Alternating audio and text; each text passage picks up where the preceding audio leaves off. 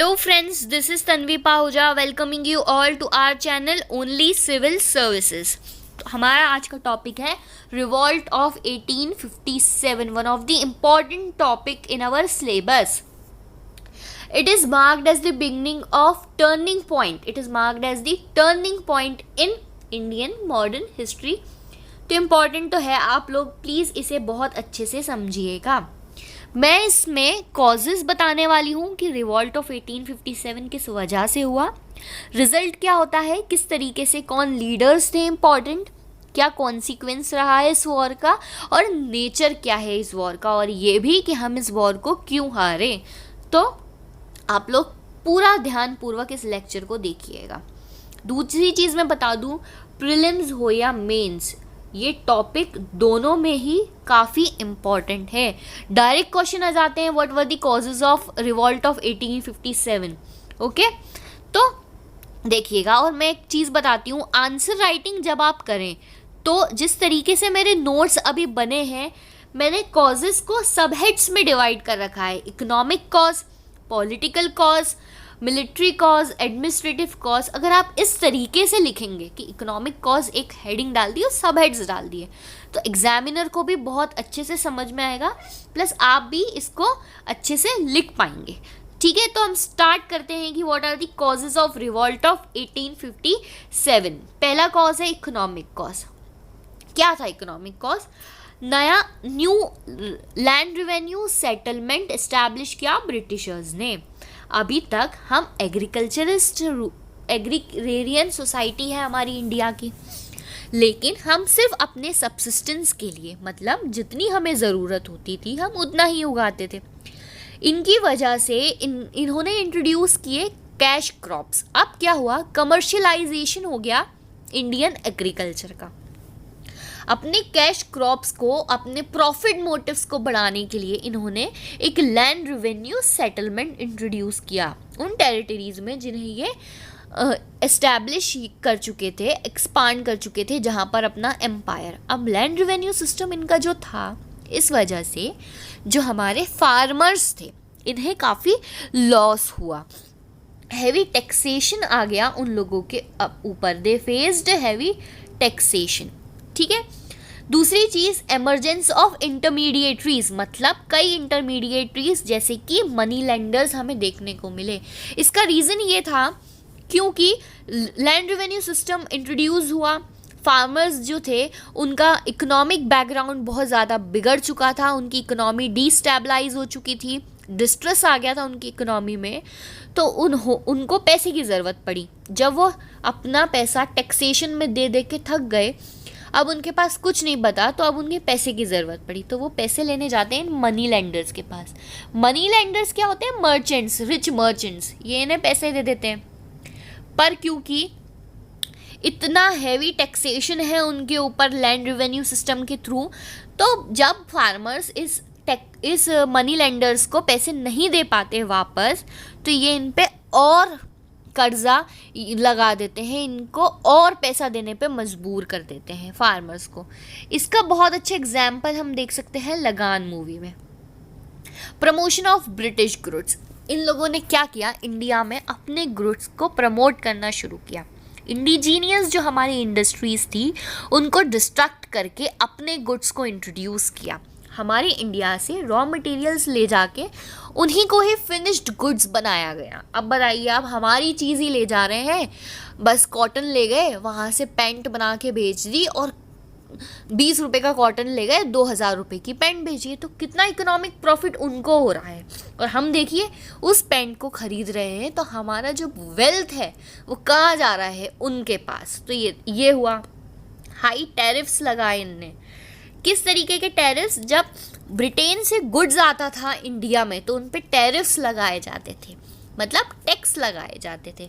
तो टैरिफ्स लगाए, ज़मींदार्स की पोजीशन डिक्रीज़ होती गई, और कांस्टेंट फेमाइंस हमें दिखे हैं. भुखमरी की सिचुएशन इंडिया में उस समय काफ़ी जगहों पर काफ़ी बार दिखाई दी. लेकिन प्रॉब्लम ये थी कि इस भुखमरी का कोई सॉल्यूशन नहीं ढूंढा गया.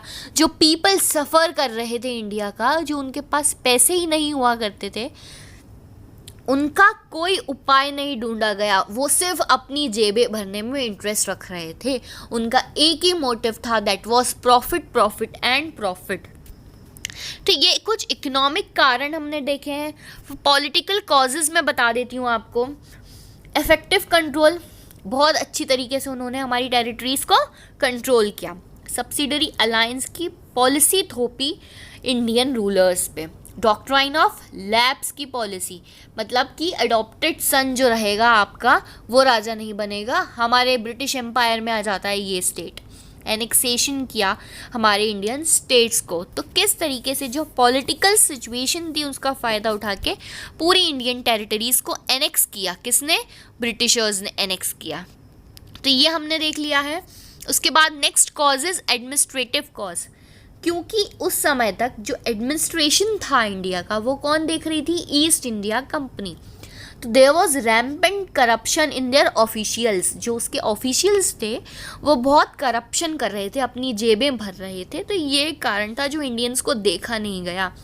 जो आज हम इंडिया के अंदर करप्शन देखते हैं वो इन्हीं की देन है, इनका सिखाया हुआ चीज़ है। दूसरा है सोशियो रिलीजियस कॉजेज़, अच्छे से सुनिएगा। रेशियलिज्म लाए, रेशियलिज्म समझते हैं आप? रंग भेद, मतलब हम गोरे, हम इन्फीरियर, तुम काले हो तो तुम नीचे हो, ये भेद सिखाया इन्होंने हमें। Interference in Indian society, interfere किया इन्होंने इंडियन सोसाइटी में। किस तरीके से किया? कुछ प्रैक्टिसेस थी जो इंडियन सोसाइटी में ट्रेडिशनली चल रही थी, कई सालों से इनका पालन किया जाता था, इसमें उन्होंने इंटरफेरेंस किया कई लॉ पास करके। देखते हैं हम, अबॉलिशन ऑफ सती फ्रॉम 1829 में एक एक्ट पास किया, abolition of Sati.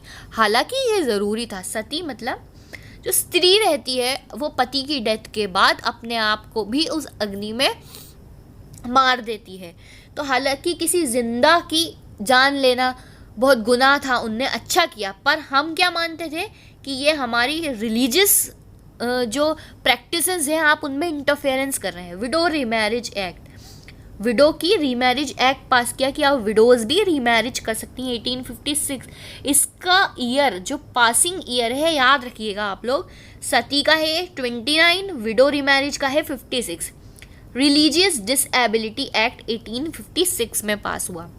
Taxation start किया इन्होंने, मॉस्क, मस्जिदों और टेम्पल लैंड्स में को टैक्सेशन स्टार्ट कर दिया इन्होंने।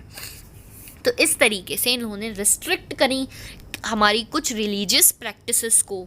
ये बहुत एक कारण था resentment among people, discontent among sepoys. अब ये देखते हैं हम कि जो सेपॉइज थे इंडियन आर्मी के अंदर, जो मिलिट्रियंट्स काम करते थे या सेपॉइज काम करते थे, इन्होंने अपने डिसकंटेंट को, अपने विरोध को किस प्रकार से दिखाया। क्या रीजंस थे जो ये विरोध करने लग गए? ब्रिटिशर्स जो थे वो अपनी आर्मी के लोगों को रिस्ट्रिक्ट कर रहे थे on wearing caste and sectarian marks, मतलब कि कुछ अगर इंडिया का ऐसा कोई कलर है पर्टिकुलर रीजन का तो आप नहीं पहनेंगे, ये इस सेक्ट को बिलोंग करता है। वो ऑल इन वन वाली पॉलिसी ला रहे थे कि सब आप इक्वल हैं, अलग अलग सेक्ट वाली, कास्ट वाली चीज़ें आप यहाँ ना दिखाएं। अब एक इंडिया में मान्यता थी कि अगर इंडियन सी मतलब समुद्र को पार कर लेता है तो अब वो उस क्लास का, उस वर्ग का नहीं रहा। ये इन्होंने इस चीज़ को एक एक्ट पास किया, जनरल सर्विस एनलिस्टमेंट एक्ट। इसके तहत इंडियन आर्मी के रूलर्स को ब्रिटिशर्स के जो युद्ध थे, जो कहाँ हो रहे थे, समुद्र पार करके हो रहे थे, उनको लड़ने के लिए भेजा जाएगा। तो ये एक रिसेंटमेंट का कारण था। अनइक्वल एमोलमेंट्स, मतलब अलग अलग पैसे दिए जाते थे ब्रिटिश आर्मी वाले लोगों को और इंडियन आर्मी वाले लोगों को।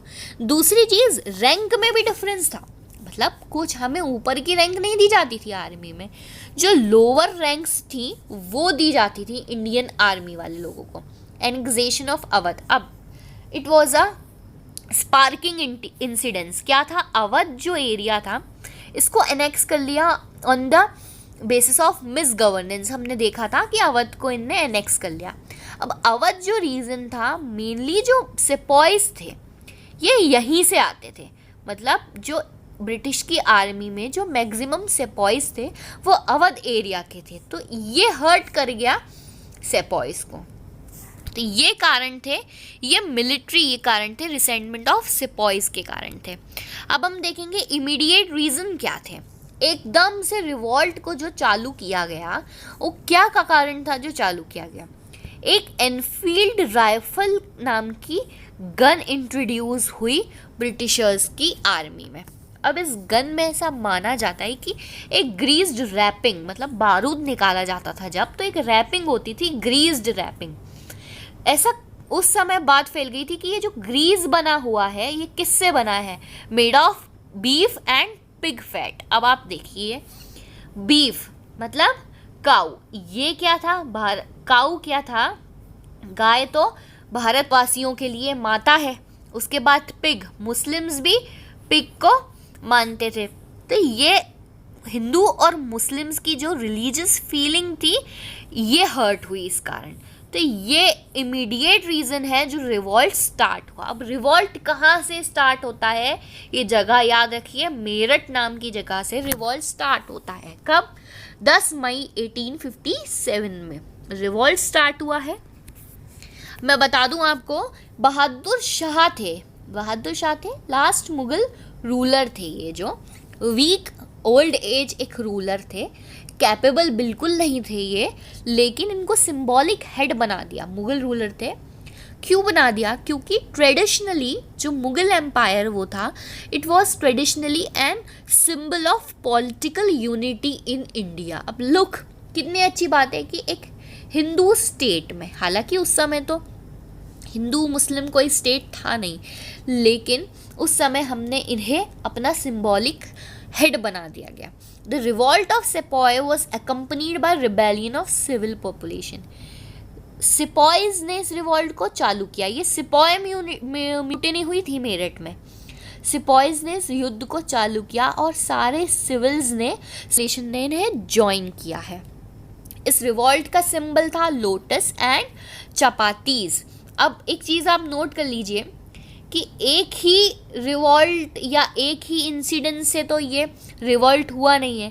तो एक इम्पॉर्टेंट इंसिडेंस था मीरठ की म्यूटिनी के पहले। मंगल पांडे ने फायर किया था एक मेजर को, इंग्लिश मेजर थे आर्मी के, उनको बैरकपुर नाम की जगह पे। तो कभी कभी आ जाता है कि बैरकपुर नाम की जगह से कौन रिलेटेड है, तो याद रखिए मंगल पांडे। तो ये हमने देख लिए कि क्या इम्पॉर्टेंट एस्पेक्ट कॉजेस थे, कैसे रिवॉल्ट चालू हुआ, कौन सिंबॉलिक हेड था, और दूसरी बात क्या सिंबल था। अब मैं आपको कुछ चीज़ें बता देती हूँ। मीरठ से जिस प्रकार युद्ध चालू हुआ, दिल्ली में बहादुर शाह को सिंबल बना दिया गया, लेकिन आर्मी के जो कमांडर जनरल बनाए गए बख्त खान। तो हम देखते हैं कि इंडिया के अलग अलग पार्ट में कौन कौन लीडर्स काम कर रहे थे इस रिवॉल्ट के अंदर। कानपुर में आर्मी को किसने संभाला? नाना साहेब ने। नाना साहेब कौन थे? He was last Peshwa, adopted son of Bajirao two. ठीक है, मराठास के जब हम वॉर देख रहे थे तो ये पॉलिटिकल सिचुएशन इनकी हमने बहुत अच्छे से देखी थी। लखनऊ में थी बेगम हजरत महल। ठीक है, बरेली में थे खान बहादुर, बिहार में कुंवर सिंह, फैज़ाबाद में मौलवी अहमदुल्ला और झांसी में थी रानी लक्ष्मीबाई, बागपत में थे शाहमहल। शाहमहल भी इम्पोर्टेंट लीडर थे। तो क्या देखा हमने, इम्पोर्टेंट लीडर्स किन किन जगह पर कौन थे। ठीक है, अब कॉजेज देख लिए हैं और इम्पॉर्टेंट रीज़न देख लिए हैं। अब मैं नेक्स्ट लेक्चर में आपको इसका सप्रेशन, कैसे ये रिवॉल्ट ख़त्म हुआ, कैसे ब्रिटिशर्स ने हमें हराया, इनके क्या कारण थे हराने के, और इस रिवॉल्ट का क्या नेचर था। तो अगर आप इस टॉपिक को कम्प्लीटली समझना चाहते हैं तो हमारे नेक्स्ट लेक्चर को ज़रूर देखिए। Stay connected with us, okay, to like, share and subscribe our channel, that is Only Civil Services. Thank you.